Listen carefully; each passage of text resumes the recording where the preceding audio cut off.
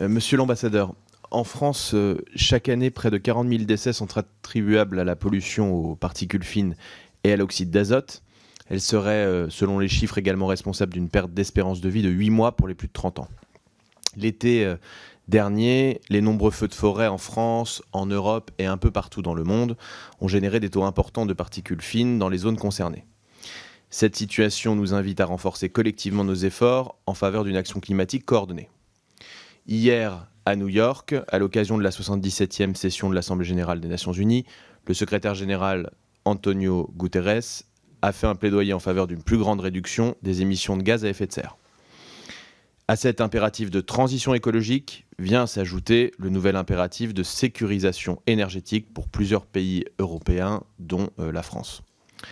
L'invasion de l'Ukraine par la Russie a provoqué une crise énergétique sans précédent. Le prix du gaz a considérablement augmenté, tandis que l'électricité s'échange à des prix jamais vus sur les marchés.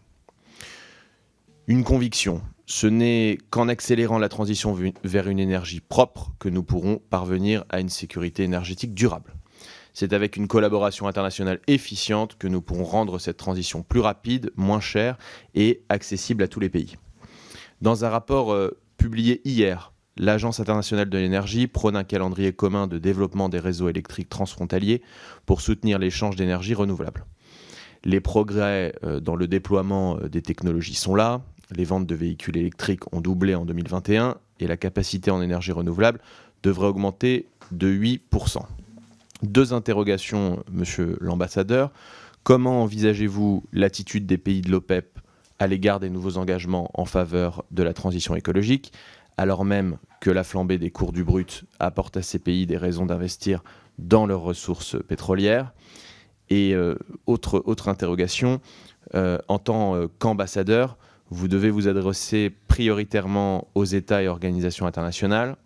Étant donné les impératifs de la mission qui est la vôtre, un dialogue avec le secteur privé apparaît également essentiel. Et comment cela se manifeste-t-il dans l'exercice de vos missions? Je vous remercie.